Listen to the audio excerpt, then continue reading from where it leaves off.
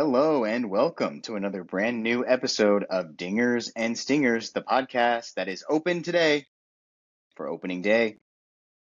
And it is opening day as we record this. We've had lots of action so far today. It is the evening time, and most of the games have already happened. We have lots to talk about from the opening action so far. We're really excited to get into some actual regular season MLB baseball. I'm Dallas, that's Drew, and that's Matt. And on today's show, we do have one more division to preview. As the last in our division preview series, we previewed at the end of this episode, we will have previewed every division in baseball. So go back and catch those episodes if you missed them to see all of our divisions that we previewed and where we think these divisions will end up at the end of the season. And today, we are going to preview the AL West. That is our last division we're going to talk about. And also to end the show, we'll give our playoff field and kind of work out a playoff field based on what we think the divisions will end up like. So we'll work that out as well. So get it all out before the season gets too far underway. And so speaking of the season being underway, let's talk about opening week so far. Let's spend a little bit of time at the top of the show just talking about anything significant that's come up over the last couple of days of regular season action. So, we know that the season started with Giants versus Yankees, and then that was on Wednesday night. And then Thursday, everybody else almost played, I think. And so all the teams have given it a shot so far. So any surprises from the early action so far? Anything notable? We have the debut of ABS. I mean, it's what we're talking about. Yeah, I mean, the most notable thing I think so far has been a couple of ace starting pitchers really struggling on opening day, really having terrible starts. And the most notable is probably Paul Skeens with the Pirates. A lot of people think best pitcher in baseball. He didn't get out of the first inning today against the Mets. Wow. And it was all earned runs, but if you watch it back, it's a lot of weak contact and, not the best routes to balls in the outfield and things like that. But at the end of the day, this is Paul Skeens. You expect him to just strike everyone out. So that was notable, but I think, overall, it's too early to draw any meaningful conclusions from what we're seeing. But a lot of fun action. The intro to ABS has been interesting to see. We had one series we probably cared about very little this weekend is Rays Cardinals. And in that game, the Rays scored 6 in the 6th inning, and then the Cardinals answered back with 8 of their own in the 6th inning. So fun stuff going on all around the league. It's good to have baseball back. Yeah, no, I 100% agree. I think the aces almost across the board struggling was a shock to me. I mean, we saw not just Paul Skeens, but a number of starting guys kind of get shelled early in their games, and it's always a shock. I think I watched that opening night game, unfortunately, because it turned out to be a pretty weird game, and I didn't care for either team, but Logan Webb gets absolutely rocked, and at the same time, Aaron Judge becomes the second Yankee ever to strike out 4 times, I think was the stat, in one game. And so it's just, stars not performing and then seeing just random people doing stuff. But overall, I mean, it's hard to put a damper on anything other than dude, it's opening day. Baseball is back, and there is something finally for us to be watching. I think that is the best, and just baseball is always on, so it's going to be a good rest of the year. Yep. And Red Sox won, Angels won, Padres will get there. We They'll played. figure it out. They'll figure it out. They got the gold. You know, and so that's going to come for more teams than just the Padres. It looks like. But for me, Mike Trout had himself a great day to start the year. He's back in center field. He looked natural out there. It's just the first game, so everybody's fresh, but he had 3 walks and a home run as well. And so, it was a solo home run, as is the Mike Trout special. Thank you to the Angels for always surrounding him with the best of the best. But It was great to see Mike Trout have a nice starting game here. Just hope that, you know, he can have a good year. At this point, that's all Angel fans can hope for. We'll talk more about Angels later, but um, it's what Angels fans have to hope for is that, if nothing else, let's have Mike Trout have a great year, and that'll be good. So he's off to a good start, which we love to see. Um, but yeah, other than that, I mean, we got the defending champs playing right now as we record this, so we'll see how that goes. Nationals over Cubs, I thought was interesting. 10-4. The Nationals came out swinging and they took one from the Cubs there. So, yeah, and the ABS is here and people are making use of it right away. You saw, I believe it was in the Phillies Rangers game. The Phillies had a challenge on whoever was pitching for them challenged it, and it was like zero point 0.1 inches off the plate, and so the call was upheld. And so it was one of those things where it was like W for the ump, he made the call and it stood, and that's where you go. So, but then we also had some go in favor of hitters as well. So, I feel like we're really in the swing, pardon the pun, of ABS here. Yeah, it was super impactful in the Red Sox game today. Like I was telling the guys right before we started recording, in the ninth inning, Roman Anthony looked like he struck out looking to end the inning with a runner on first and no runs in. At that point, it would have been 1-0 Red Sox. And he challenged immediately. The pitch was low, it was like less than an inch below the zone, but that's kind of the zone where we're going to get a lot of these calls. And he was right. The inning continued, back-to-back hits. We scored a couple more runs, felt a lot better going into the bottom of the ninth there. And so it just already has, in my narrow Red Sox view, has paid dividends, because it's like that is an inning any fan can relate. Like, it's so frustrating when an inning ends like that. Like, it was a full count. He took a close pitch, made the right decision, and in years past, nothing you can do about it. The inning's over. Now we can actually make the proper call and move on. And I felt like in the very, very early going, it hasn't disrupted the game at all. It's way quicker than like a challenge of a safer out call. It happens almost instantaneously, and the the game keeps moving on. So I think it's going to be interesting to see how strategy works for that. Like, if teams just save it for the late innings and just kind of throw it out there on anything close, or certain catchers might get more say on how often they do it. But we'll see. So far, I like it. Me too. Yeah, so far so good, I think here.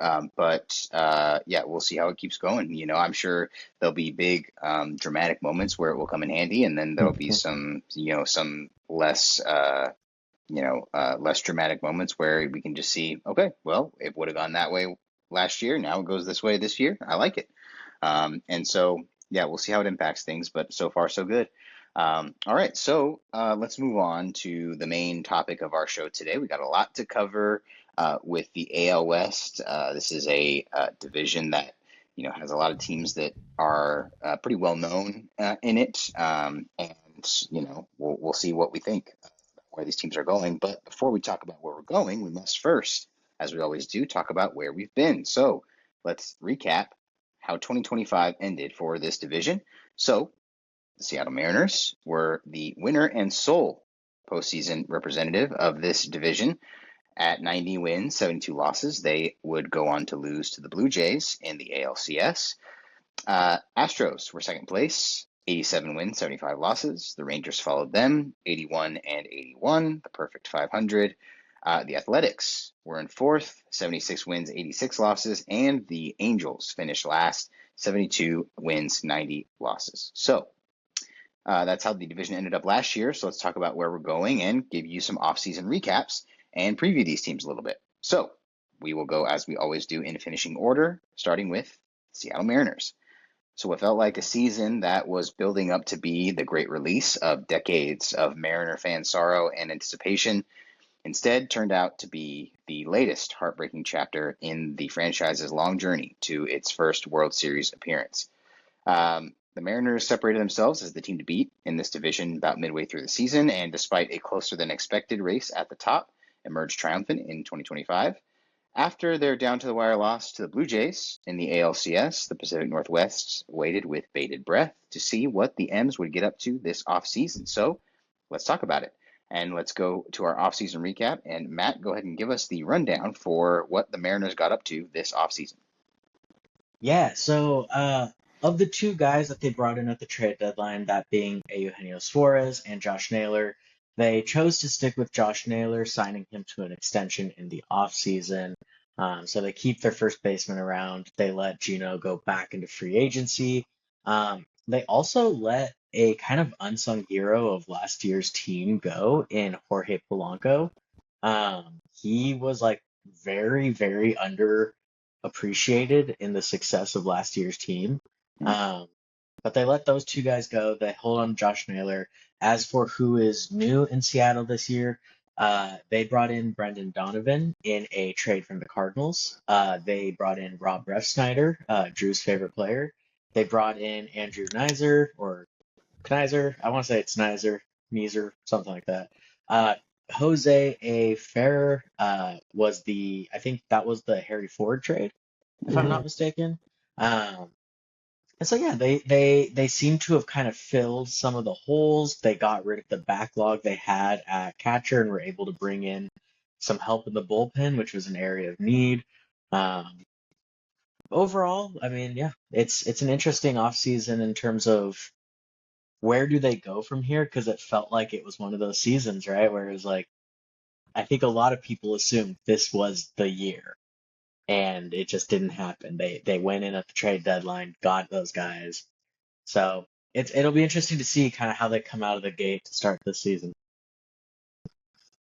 Yeah, so if we're talking about, these moves and what the impact will be, I mean, it feels like the Mariners knew that maybe the lineup is where maybe they would need some additional boosting, they would need some additional help. So, with that in mind, do we think that this Mariner lineup, how do we think it stacks up compared to last year's lineup, which, the main weakness of them was that they struck out a ton. So how does this version of the lineup with some of these new pieces included compare to that? I think it's better set up. Like Eugenio Suarez, he had a great overall year last year, but really, besides in the playoffs, which don't get me wrong, that definitely matters, but like that last stretch of the regular season after the trade, he didn't do that much with the Mariners, and a lot of that was the really high strikeout rate. So he goes out. They bring in Brendan Donovan, who I think is a great, like, well-rounded player. He's going to fit really perfectly on this team. It looks like he's going to be playing third base for them mostly, but he is like a utility guy. He could even play outfield if you need him to. A full year of Cole Young, who they didn't even really play too much in the playoffs last year, but he's someone they have expectations for. I think this lineup's really good. This is an interesting year because we've seen, in the 20 plus years that I've been a fan of Major League Baseball, the Mariners have had, what looked like good lineups in years past, but this is the first year I can remember where the expectations are, like, honestly very, very high. They need to get to the World Series at this point, or else the season is a failure. And I don't remember ever saying that about the Mariners. And that's credit to them. They came so close to going to the World Series last year for the first time in their franchise history. Anything less than that is not going to be acceptable. And I think the American League is just as wide open as it was a year ago when they almost made it. Their pitching, we were always high on them, even though last year they were like relatively mid as a starting pitching team. Guys missed time at various points, things like that. If this team can put together the strong offense that we saw last year with the strong pitching that we've seen in the years previous, maybe Cal Raleigh doesn't hit 60 home runs again. Still, this is going to be a really, really good team. and the expectations are through the roof for them. I'm curious, like kind of bouncing off of that Cal Raleigh thing, because last year we kind of had a similar conversation, I felt like, in regards to the Royals. And the conversation was like, okay, Bobby Witt is still going to be amazing, but he's not going to be, 10 plus WAR amazing, probably. And he wasn't, and I think that kind of showed, right? Like the Royals took a noticeable step back. I think that's one of my big concerns for them is they didn't add anyone who I think inflates their talent more than what I think a reasonable drop off of what we should expect from Cal Raleigh will be. And, Cal Raleigh was just a fucking machine. Like, he was just an absolute machine for them last year. And every time they needed a hit, every time they needed a big at bat, every time, I mean, he also, on top of all those big at bats, being the catcher that he was last year defensively. And there's just so many things like that where I'm curious what your thoughts are, Drew, and not, like on Dallas too, but like, do we not expect like the or not positive regression? Do we not expect that regression back into a more reasonable season for him? And like, do we just think that other guys are going to step up that much? Because this is mostly from what I'm looking at, mostly the same lineup. Yeah, I do. I think there's no question Cal Raleigh will not be as good this year as he was last year. I don't know if we'll ever see a catcher have that good of a season again, let alone Cal Right. Raleigh. So repeating that success is not going to be possible. I do think it's an interesting comparison to someone like Bobby Witt from like 2024 when the Royals made their playoff run.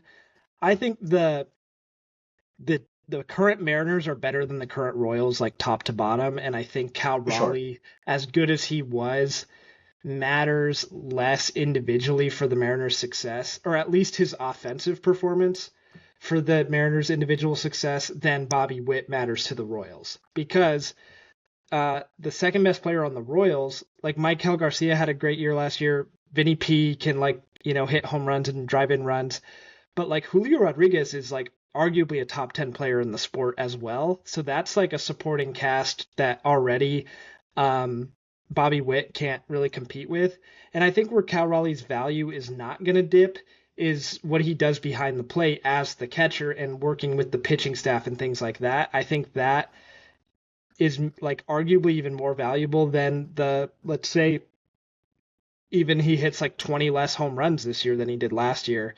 As long as he can put in that work with that pitching staff. Like I said, I like Brendan Donovan. I like the Rob Refsnyder addition. Like, I do think this is a more complete team than just, having a miracle season from a catcher.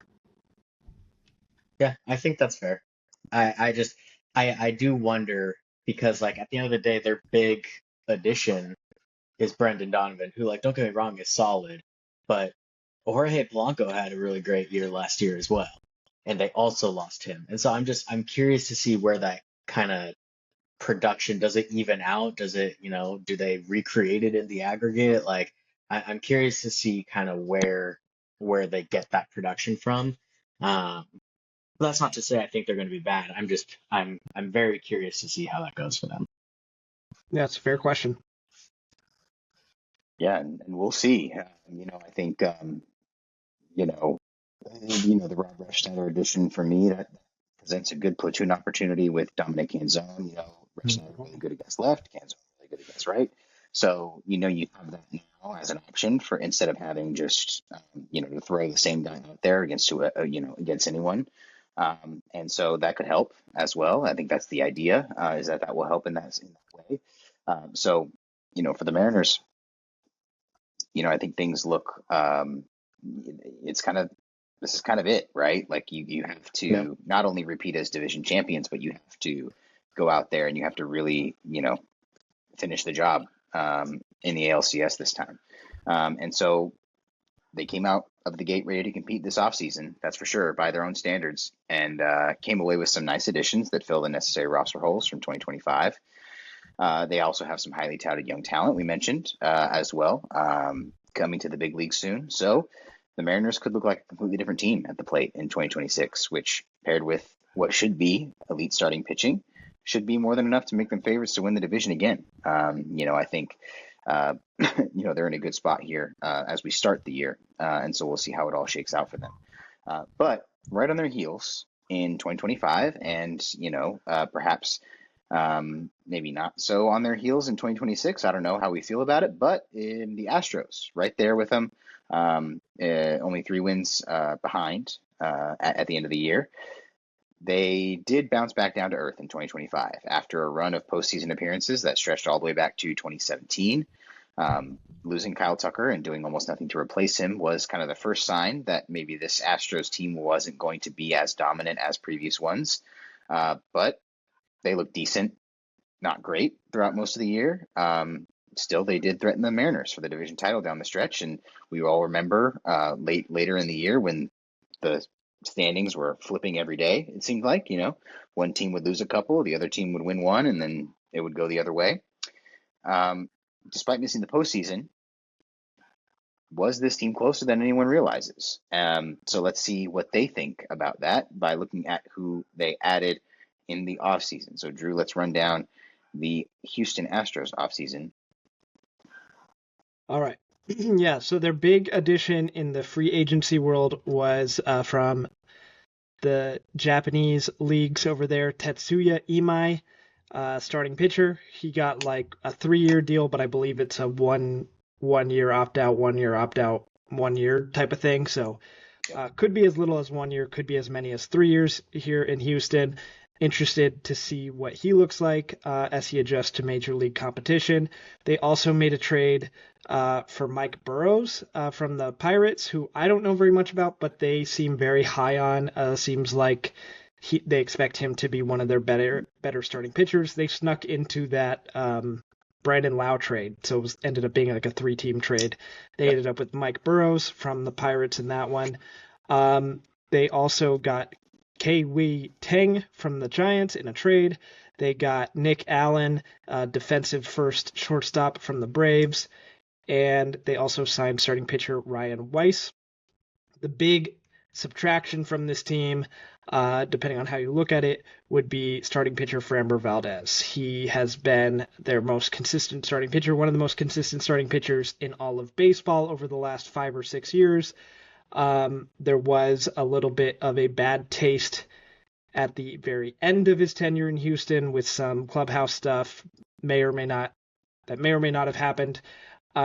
Anyway, he's out the door. They also lost catcher / DH Victor Caratini. So it's, I don't know, like a 4th or 5th straight year where they lost a very significant piece of what we've known as the Astros dynasty. Because it's Framber this year, it was Kyle Tucker and Alex Bregman a year ago, it was Carlos Correa before that, it was George Springer before that. Like, they don't really keep a lot of these guys around. So yeah, it's a new look Astros, and they missed the playoffs last year for the first time since 2016. Interested to see where they go.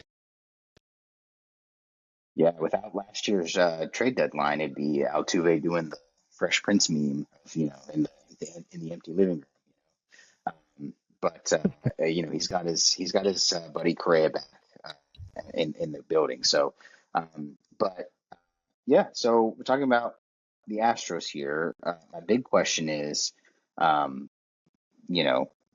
just generally, how do you see this team stacking up against the top dog like the Mariners? Can they threaten legitimately the Mariners for a division title this year as they stand today?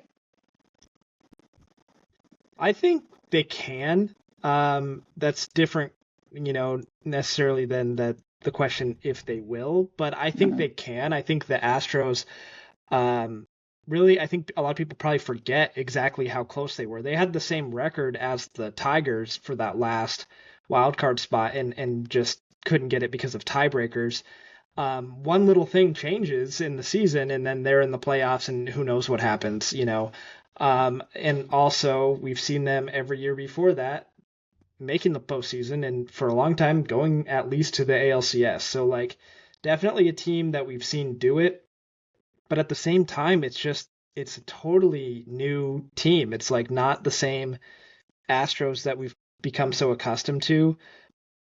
I think Jose Altuve is still a decent player, but he's not, going to carry a lineup anymore. Carlos Correa is still a decent player. He needs to really stay on the field more. Jeremy Pena had a breakout year last year, but he's hurt to start this season, so we'll see what happens there.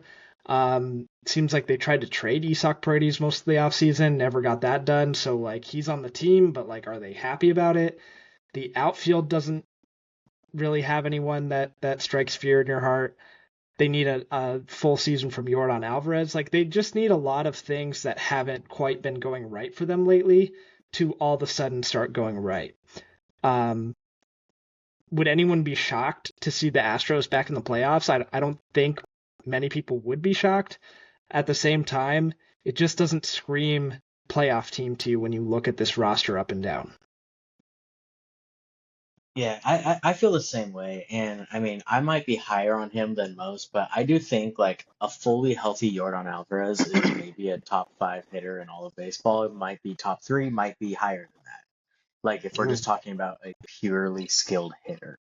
But that's the big asterisk is he going to be healthy? That hasn't been the case for some time. And like you mentioned, a lot of their stars are either aging and getting worse or have had their own injuries and their own inconsistencies. And then you lose Framber Valdez, and whether or not, that's a good thing for the locker room and clubhouse remains to be seen. But at the end of the day, he's a talented pitcher, and that can't be denied.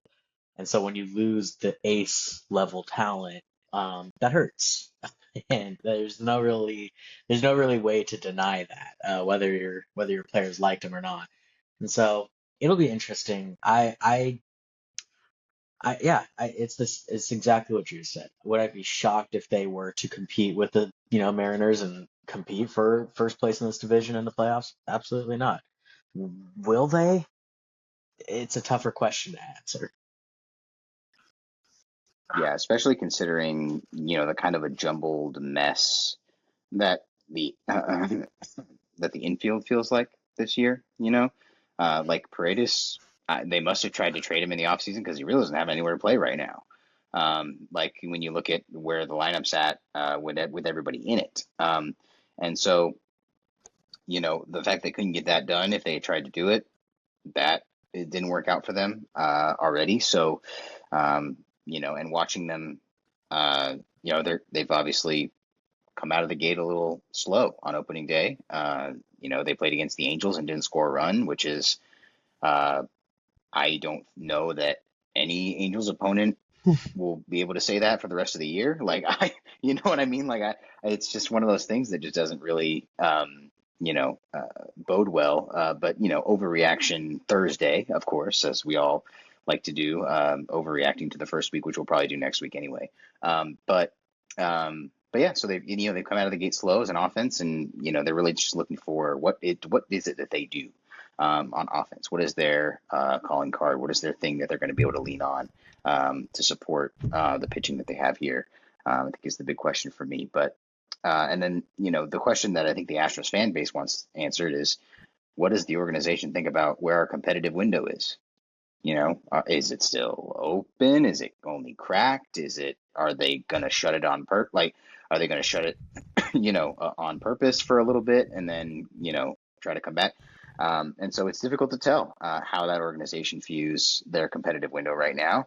If they view it as open, the offseason could be considered underwhelming at best and at worst, disastrous. If they view themselves to be in a transition period between truly competitive teams, then the moves generally make sense. They have too many cooks in the infield, and in the same way that they lost the top position player free agent last year, they lost one of the top pitching free agents this year. And I'm assuming that's raising alarm bells in the fan base about where this team is going. But it's the Astros, and they're going to be consistent, and they're going to put together a good team, and they're going to be in there, I think, for most of the year. But moving on to their neighbors, the third place team last year, the Texas Rangers. We'll talk about them next. So 2025 was a continuation of the Rangers' confusing journey back to World Series contention.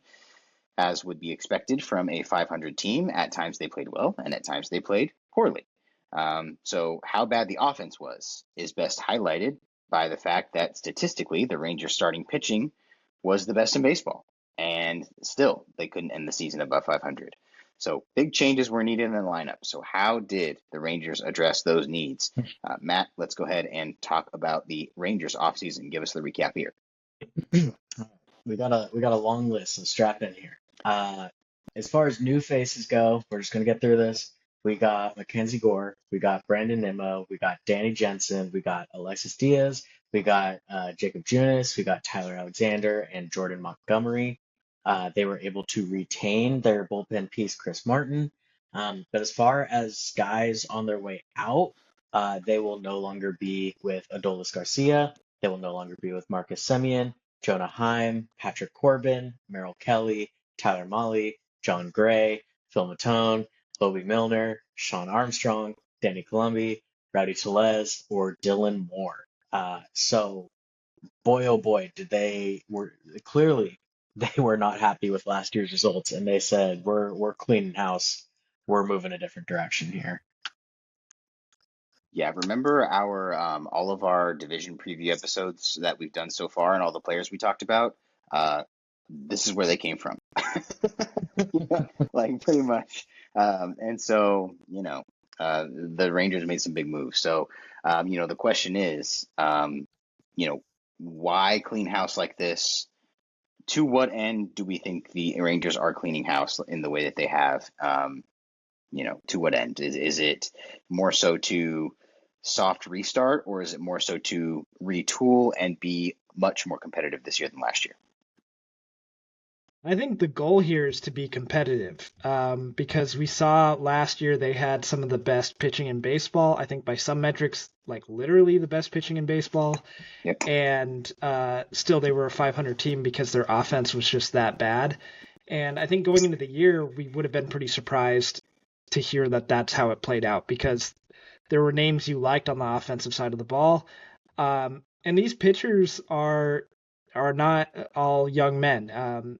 Mackenzie Gore, that was a nice trade. We'll see how that works out if they can get, the best version of Mackenzie Gore more consistently. That's going to be a great trade. But like Nathan Eovaldi and Jacob deGrom are veteran starting pitchers who both still pitched great last year. But they're like, I don't want to say they're on borrowed time, but like you can't really count on you can't count 2, 3, 4 years into the future and expect these guys to be in your rotation and holding down the fort. So I think this was a swing. It's, they made this big trade with the Mets. It's a very similar offseason to the Mets in terms of like, okay, this clearly didn't really work last year. How can we shake things up a little bit, change the vibe? And we'll see how it works out. I don't know, would I rather have Brandon Nimmo right now or Marcus Semien? I don't know, but I think both these teams were ready to move on. And so I'm interested to see exactly how that plays out. On paper, I do like this lineup still. Corey Seager, similar to Yordan Alvarez, like if he's on the field, like he's one of the best hitters in all of baseball. You just can't count on him to play a full season anymore. And so like a full season from him would go a long way. Brandon Nimmo having a bounce back, maybe in a fresh start, would go a long way. I think Wyatt Langford is like sneaky, like their MVP candidate if they have one. Like I think we could really see a breakout from him this year. He's been quietly solid the last couple of years, and he's still young. So there's still things to like here. I just like I keep thinking about them and the Diamondbacks and the fact that they played each other in the 2023 World Series and like what has happened since then. It feels just like such a fever dream that happened at this point. Mm-hmm. Good luck to the Rangers, but like yeah, it's not like they answered all the questions we had last year emphatically with like here's how we're going to improve things. Clearly they tried to improve. It's just a matter of is this going to work? Yeah, and I mean, I really, when I was thinking about what I think their season's going to look like, I think the thing you said just keeps ringing in the back of my head, right? They are not, at least in the side of their team that was their strength last year, they are not young. And famously, they're also not healthy, like the players that are there. And you can't rely on Jacob deGrom at this point to go two back-to-back seasons fully healthy, being your ace. Like, I don't know that he's ever had back-to-back full healthy seasons. Like, I could be wrong on that. There could be You'd some have to go early back a Mets years ways. there. But yeah, it's like, you can't really point to consistency in Jacob deGrom's health at almost any point in his career. And now at, what, age 35, 36 is he? Like, he's getting up there. It's like you're expecting him to be an ace level pitcher and healthy once again. That doesn't feel quite likely. Nathan Eovaldi, stud. Like, I really like his game. Same thing. He is on the wrong side of his 30s, and are you really going to expect him to go out there and put out great numbers and be an inning eater again? I don't know. And they have Jack Leader or Leiter. Is it Leader or Leiter? They got Jack Lighter. Leader, and they've got was it Kumar Rocker, his college teammate, all those guys. I could be totally messing up these names, but you've got some of these young prospects, and it feels like all of them have been kind of like edging their talent, if you will. Like, they're showing these glimpses. They're kind of bouncing back and forth between minor leagues and the rotation, and they show these glimpses, but they're not really doing it consistently. They need these guys to step up. They have this young core of players that they had accumulated, and I just don't know that this team stands a chance of getting over the hump without their young guys stepping up, because the players who were their stars are old and are often injured, and that goes with Corey Seager as well. And so I don't know. I just don't know that I trust it. And like, I like the Mackenzie Gore move. I think that's the one off-season move that maybe can like move the needle some, is if they get like a really good version of Mackenzie Gore. But outside of that, I mean, Brandon Nimmo's fine, Danny Jansen's fine, Alexis Diaz fine. Like, it's a bunch of moves where I'm like, nah, yeah, like these are great if you're trying to build out the edge of your roster. Or Brandon Nimmo. I mean, you could do worse than Brandon Nimmo in your outfield, but like, it's not a lot of moves that I think in my head or in my heart moved the needle for them. Yeah, and I think a lot of people feel that way. It's just, I think this offseason for the Rangers, it was just about the identifying the people in whom the organization lost belief in or lost faith in, and we're trying to replace them with, decent MLB players. And so if you went back to 2023 and read the list of names of players from that year's World Champion Rangers that would not be on the team just a couple years later, I think it would shock even the most pessimistic Rangers fan. Still the Rangers recognize that some players would not bounce back. And instead of waiting on a miracle to happen and, keeping them around, they cut bait and brought in some skilled players to take over their spots. So would these moves be enough to make them a contender again? Only letting the season play out will let us know that. But one team that we can kind of maybe talk about now who might be on the other side of contention still in 2026 is the Athletics. So moving to them, they finished fourth in this division last year, which was not last. So there's that. But no one knew what to expect from the A's in 2025. Was it going to be another bottom of the barrel year or the beginning of the comeback? I remember when we talked about them in last year's division previews, we kind of thought, hey, I think this is going to be the sign of like the A's few year period where they contend again, and then they'll bounce back and whatever. But that's what we thought. But well, behind strong rookie campaigns from Nick Kurtz and Jacob Wilson, the Athletics put a respectable team on the field, even if that field only holds 10,000 people and is technically not meant to be a major league ballpark.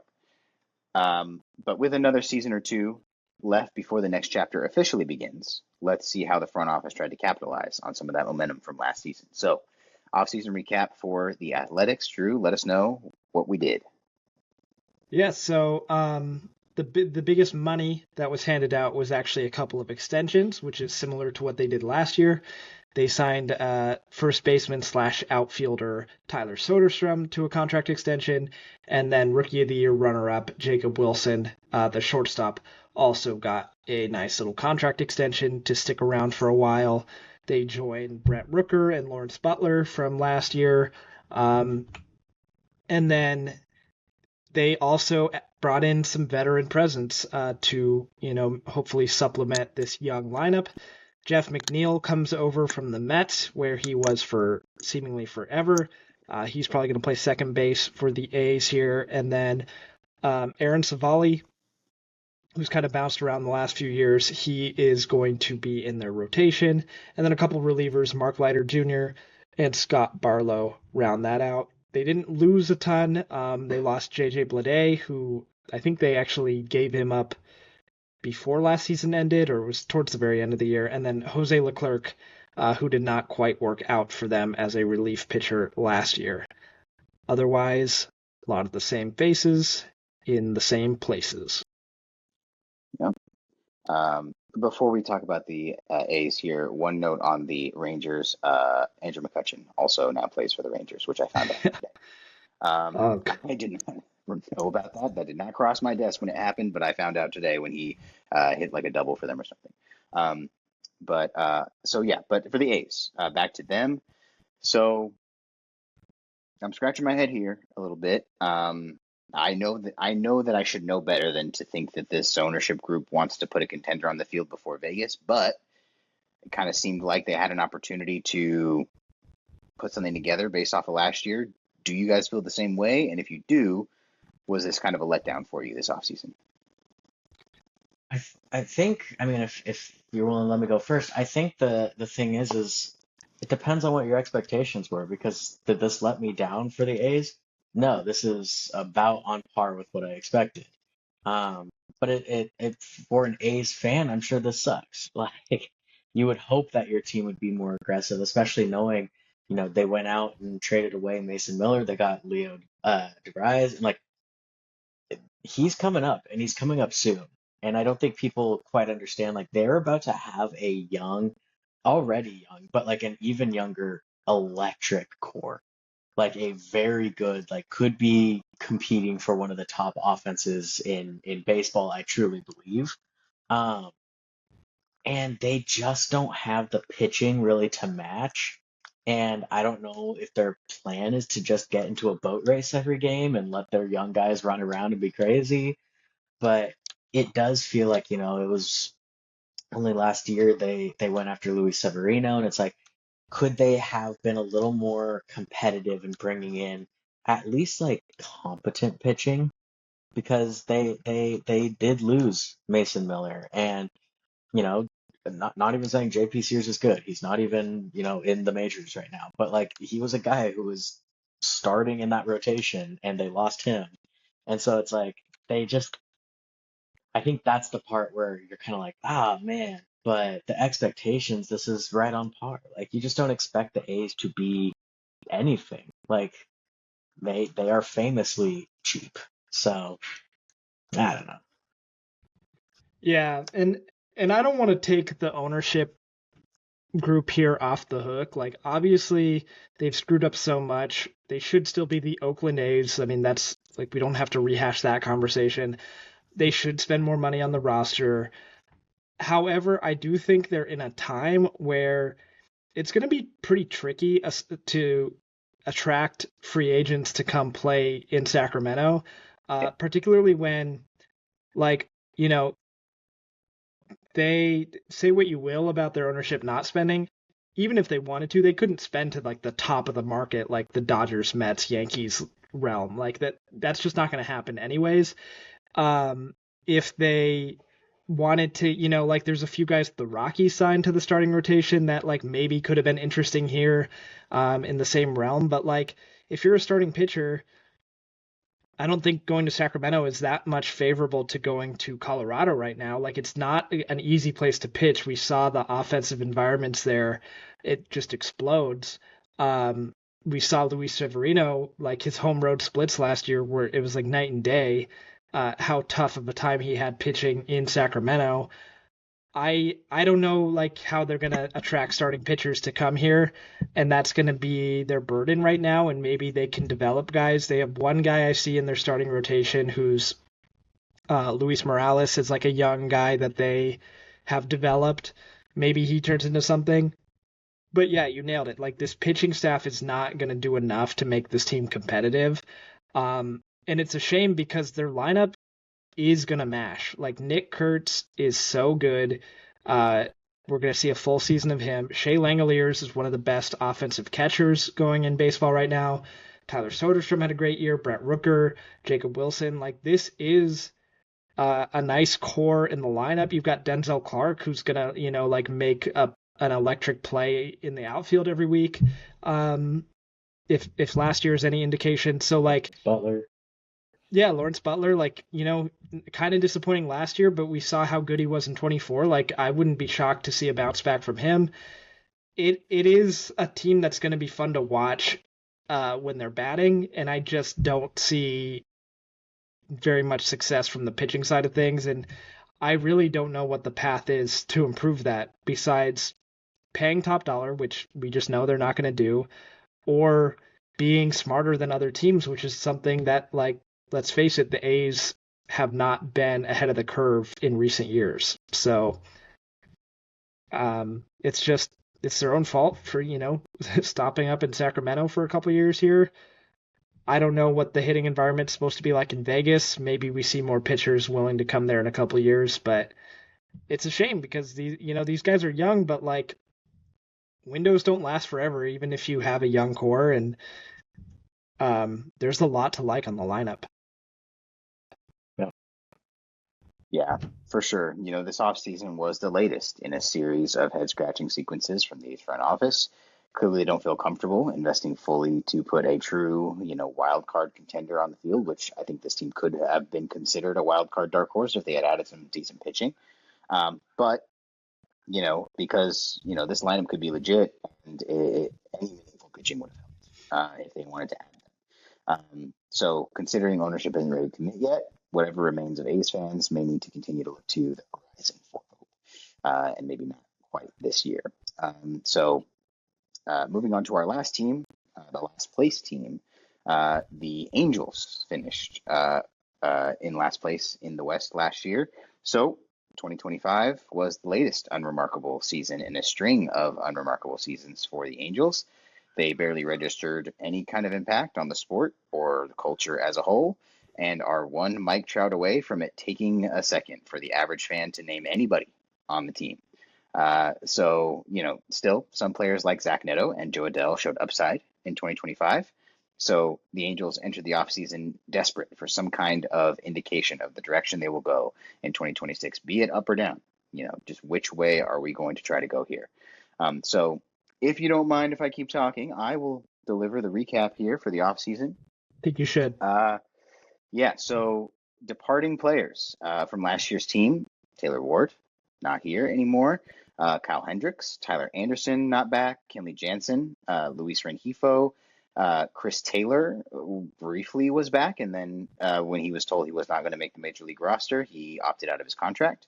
Andrew Chafin is gone, and Luis Garcia is also gone. So they were able to re-sign Yohan Moncada, gave him a new deal to keep him around at third base. Why they need a third baseman is anyone's guess. Why they have a hole there, I don't know. I don't remember anything about why that would be. And new faces. So new-ish face, but not new to the Angels. Kurt Suzuki is the manager now, not for nothing. Grayson Rodriguez was brought in the trade that sent Taylor Ward to the Orioles. Vaughn Grissom came over from the Red Sox. Josh Lau, trade from the Rays, came over to the Angels as well. And then Jordan Romano, Drew Pomeranz, Kirby Yates, and Brent Suter, all in the bullpen. And then, of course, Alek Manoah was added as well. And I did see that there is his face is on one of the like the pillars at the stadium. So for whatever that's worth, about what the state of the Angels at this point. So he's got a statue. Yeah, they built the Alek Manoah statue at Angel Stadium. It's right next to the Mickey Mouse one from the All-Star game in back then. But okay, so the Angels. We don't have to talk about them for very long. They're not serious, but can we expect them to finish anywhere but last this year? Let's talk about that. Do they have a chance to maybe beat out the A's to not finish last this year, or do we think this year is just going to be lost once again? I mean, I do think they're going to finish last. Not to get ahead of my Right. standings predictions here. The Angels are really bad right now, and I don't have to tell you that, Dallas, but um, they went, you know how we talked about the Padres last week, like rounding out the back end of their starting rotation while guys recover from injury and stuff like that with like, some bounce back candidates on minor league deals. The Yeah. Angels kind of did that same thing, but like built the whole team out of it, Yeah. more than like just like the back end of the starting rotation. So like Grayson Rodriguez, that's a huge upside play. He's already starting the year injured. Like that's not a good sign. That's been Yep. the issue with him lately. Anyways, Alek Manoah getting a major league deal and apparently a massive banner at the ballpark. Like, where is that from? When's the last time he pitched meaningful innings anywhere? Like, that just doesn't. It's not like what a winning team does, especially like I think they signed him in like November. Like there was some Yes. kind of line to sign Alek Manoah. Like I don't know, Yeah. like Yeah. stuff like that where it's just like that's not what smart teams do. And like if you want to rebuild, but that's not what they're doing. If you want to Nope. like try to compete, but you can't really argue that that's what they're doing either. I like some of these moves in a vacuum. Like I like Grayson Rodriguez if you're going to trade Taylor Ward, like that's an interesting return. I Yep. like Josh Lowe as like a guy who could bounce back, but like to pencil him into the top half of your lineup, I don't know if that's the move. You know what I mean? So, um, really, I don't like. Yeah, I'm just gonna have to keep saying this until it happens, and this is no shock to the people. Like until they get sold and have new ownership, this is the way of the Angels. I mean, Artie Moreno came out and said this offseason, like, Yep. Angels fans don't rate winning as like a top priority, something like that, something to that effect. That's just crazy to say about any fan base. Like, Angels fans get a lot of shit, and the Angels do too, but like, you can't say they don't want their team to win. That's the definition of being a fan. So to like act like, oh, it's more important for me to be able to like park at the ballpark and walk in, like, no, no, no. It's more important that the team tries to win games. So, um, it's a bummer. The greedy organizations around the league have been, uh, you know, whispering in Angels fans' ears like, oh, you should trade Neto, you should trade Zach Neto to us. Yes. That's not fair. That sucks. But if the Angels continue down this path, those whispers are going to get louder and louder. And that's just the way it goes right now. And, we saw game one look decent, but, and, Mike Trout hit a home run. We love to see that. I'd love a full Mike Trout renaissance. I don't think this roster is going anywhere. I don't like the pitching staff. I don't like Detmers being back in the rotation after a great No. bullpen year. Yes. There's just a lot of things I don't like right now, and but if you're not trying to win, like Artie Moreno said, then they're doing a great job. Yeah, I'm sorry, Dallas, but I am going to have to agree with Drew here. It is one of those things like you said, like I like some of these moves in a vacuum. I like the moves, but it feels like a team that is actively pursuing having no direction. Like you are not trading your players to get like younger, better assets that can develop.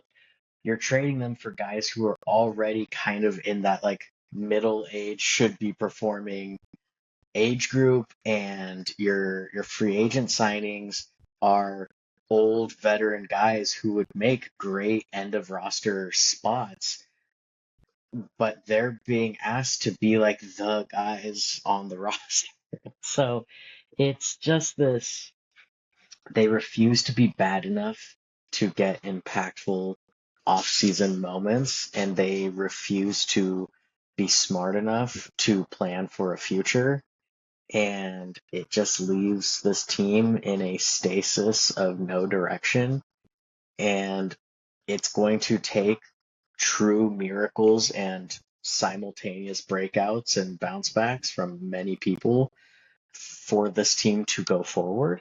And at the same time, I think it's just one of those like, I don't know. I don't know that they will not be last in this division, but I also don't think they're going to be close to having like the worst record in the league.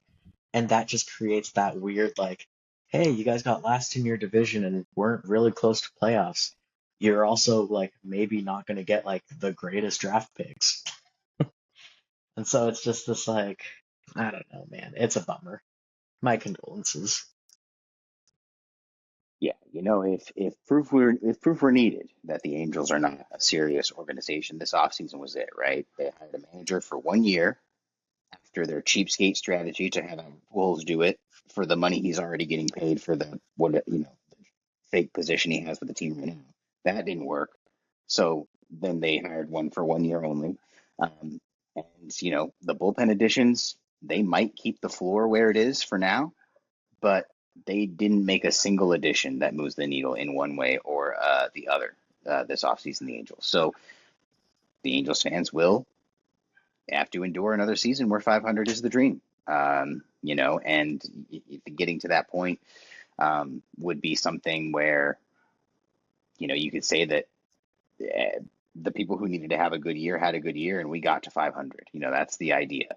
And so, yeah, it's not going to be, and I think that is a pipe dream, I think, at this point. But okay, so let's move on to our predictions for the 2026 final standings for this division. And so let's lay down how we think this division will end up. Drew, why don't you go first and give us your order for the AL West in 2026? Yeah, so I'm going to be really boring here. I've got the exact same standings as last year.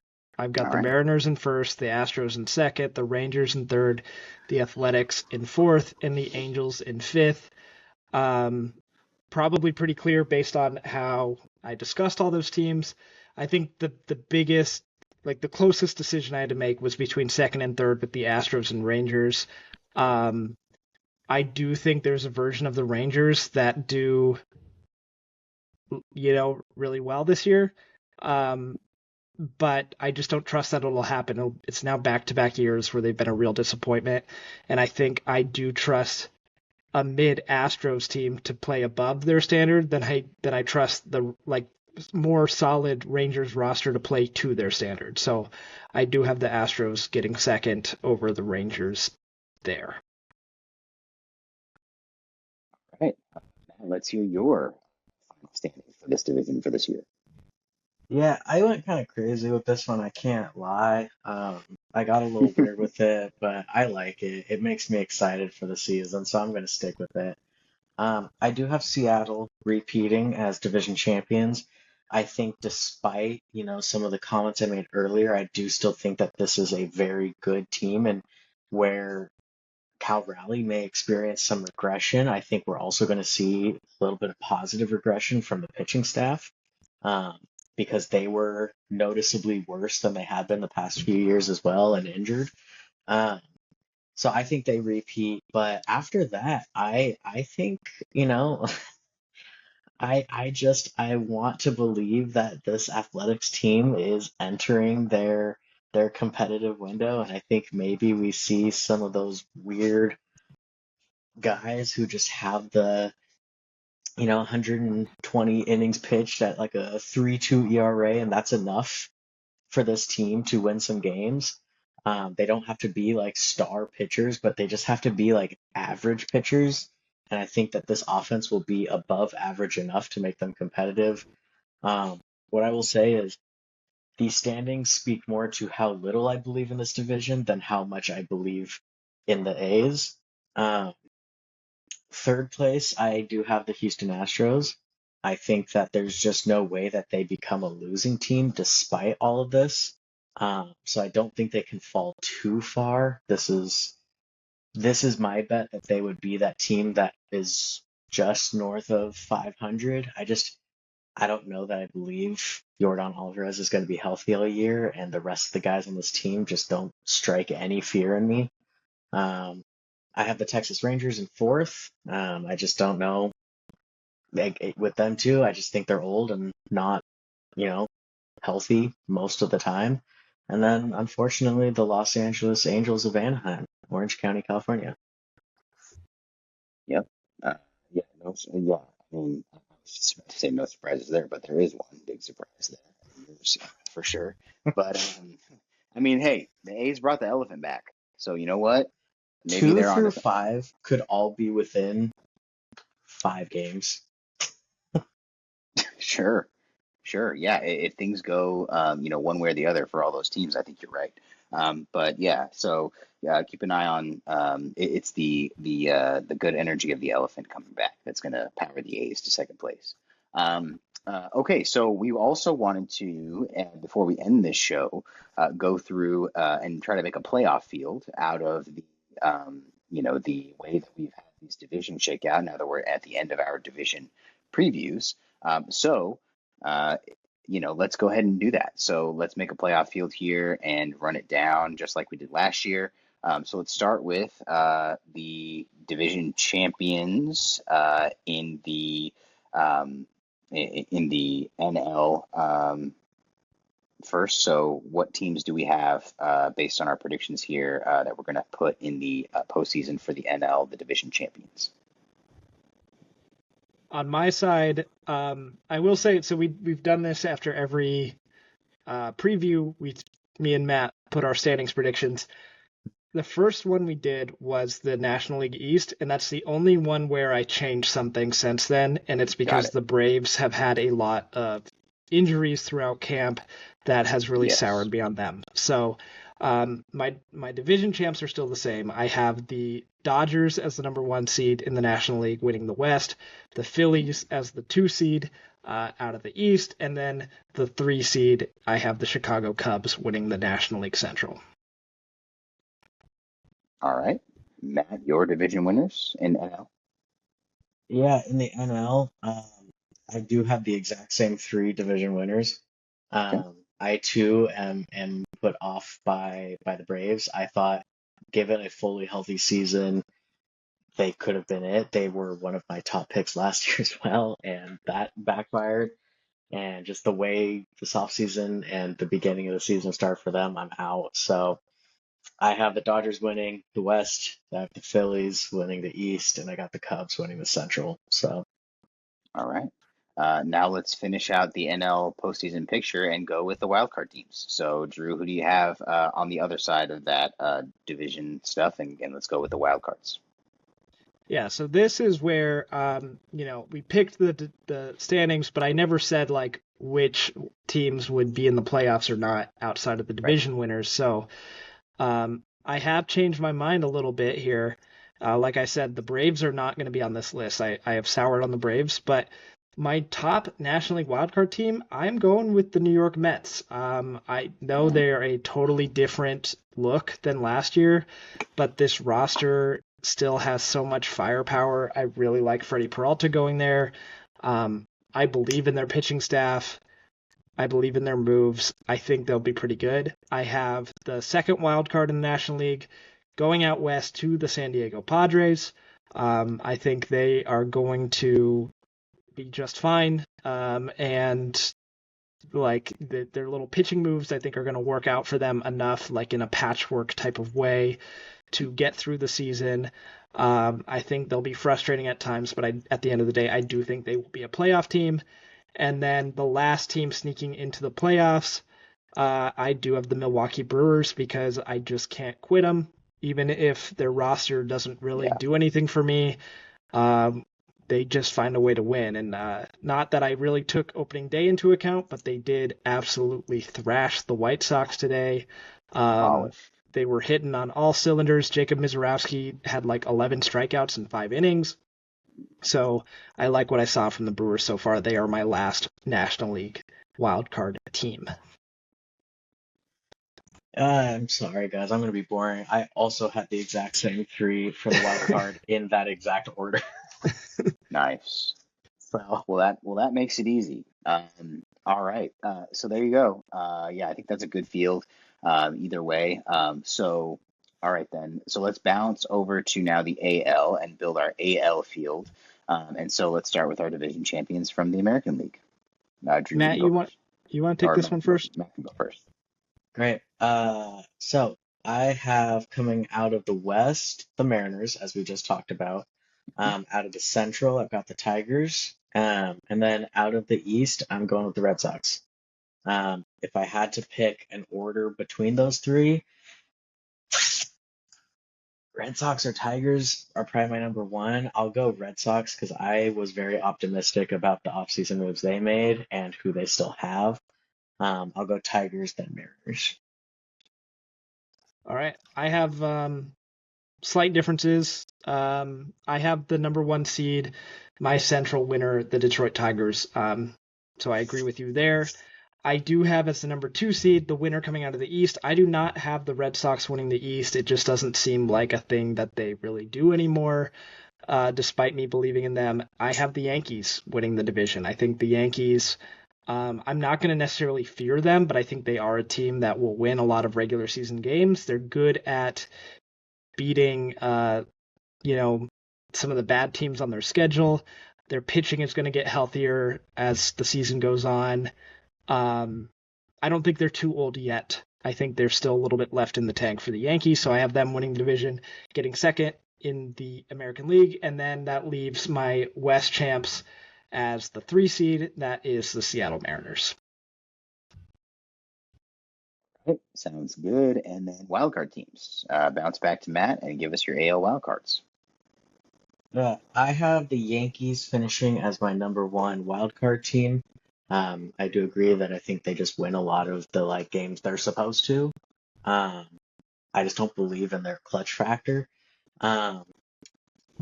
This is gonna get a little weird. I've only seen opening day, but I kind of believe in this Orioles team this year. I know last year was a huge disappointment, but Trevor Rogers has continued coming off of a really great end of last season. Today, I think he went 7 innings scoreless pitching, really, really great game. And we've kept saying, what are the Orioles missing?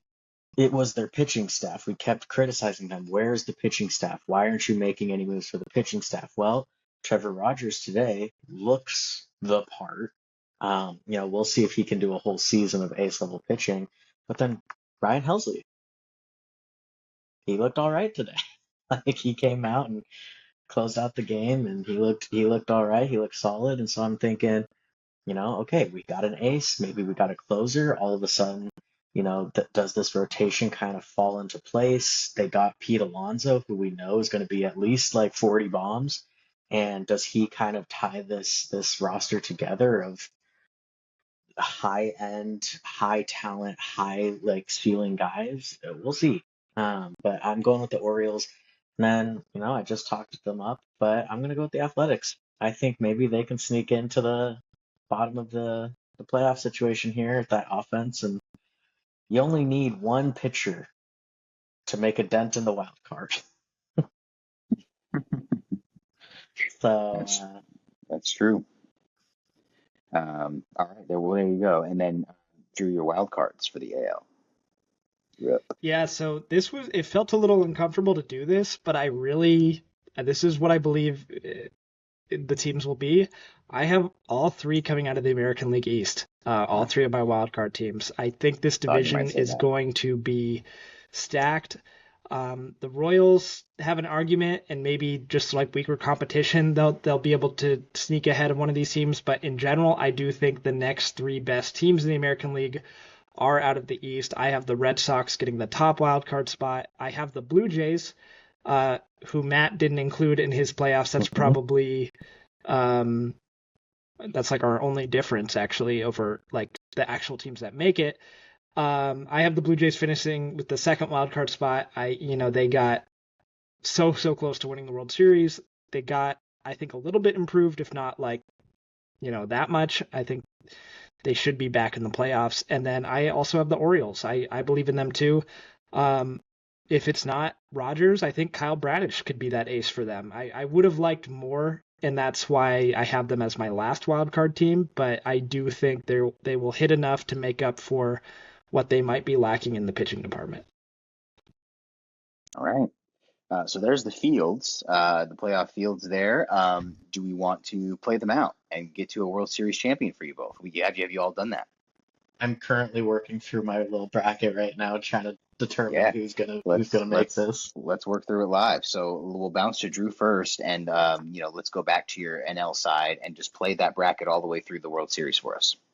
Okay, so in the wild card round, the Cubs would play the Brewers. The Cubs would host the Brewers, and I do have the Cubs winning that series. I'm not going to say how many games. I don't know.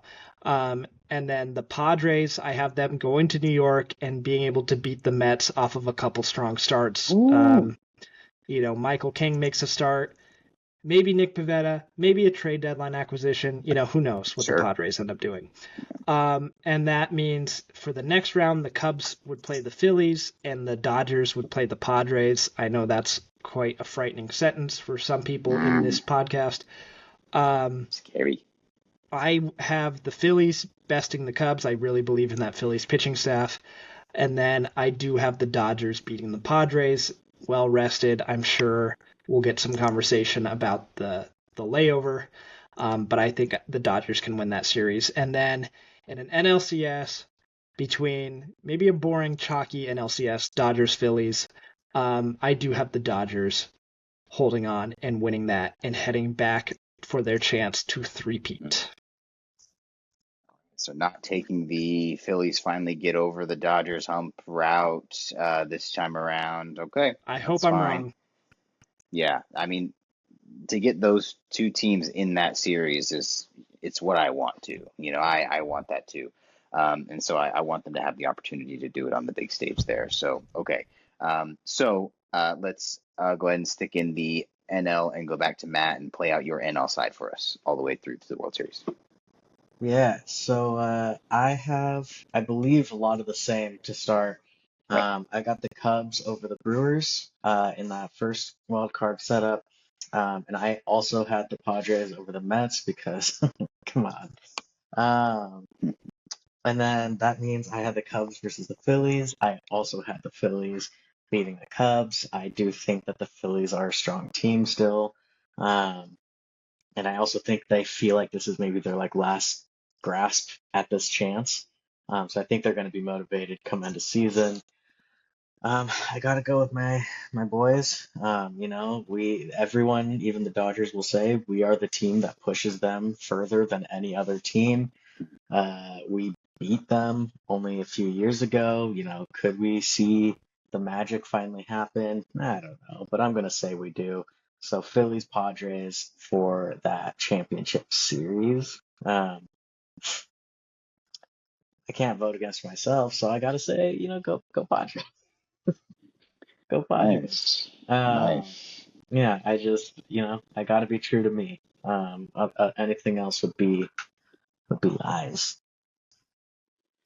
Nice. Yeah, it's great to have. I mean, being a Padres fan, there is more reason for optimism than an Angel fan, of course, but it's nice to have the two kinds of fan represented on this show. It's always nice to have our perspective. All I do is just, shut up, stupid. I just, that's what I do for the Angels. And then no matter what the Padres are up to, you're like my sweet child. You'll always be my favorite. You're the I am best. a I am a blissfully ignorant optimist of a fan in baseball. It's great. It's great. All right, so that's the NL side. Drew has the Dodgers repping the NL in the World Series, and Matt has the Padres repping the NL in the World Series. So let's talk about AL. Drew, play out your AL field for us, and then give us your World Series winner. All right, so I have the Mariners hosting the Orioles in the wild card round, and I have the Mariners taking that series. No Orioles Dodgers repeat prediction for me here. From last year. And then Red Sox Blue Jays, that could be an interesting series. I do have the Red Sox holding that one. I think that's one of the best things about this Red Sox team is that they have built a pitching staff to win postseason series. So if we get there, I like our chances. That means in the division series, the Mariners would play the Yankees. I have them beating the Yankees as well. and then the Tigers playing the Red Sox. This is a tough call. I think I'm going to say the Tigers take this one with the rest that they would have in my scenario. I think Tarek Skubal being able to pitch game one, Crochet probably not in this scenario.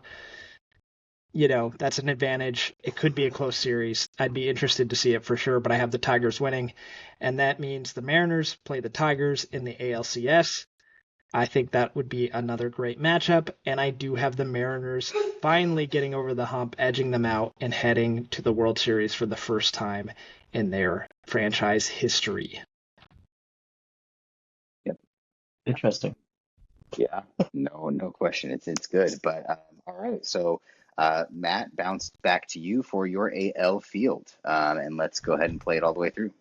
Yeah, so at the top, I got the A's going against the Mariners. I got the Mariners taking care of the Athletics. Come on, that's not really a question. At the bottom, I've got the Orioles versus the Yankees. I do believe the Yankees take care of business in that. Moving on to the next round, then that would mean that the Mariners are facing the Tigers in my DS series. I do have the Mariners beating the Tigers. I think that would be a really exciting series again. But I got them taking them on and beating them. But that also means at the bottom, I've got the Yankees versus the Red Sox. And I do have the Red Sox come postseason.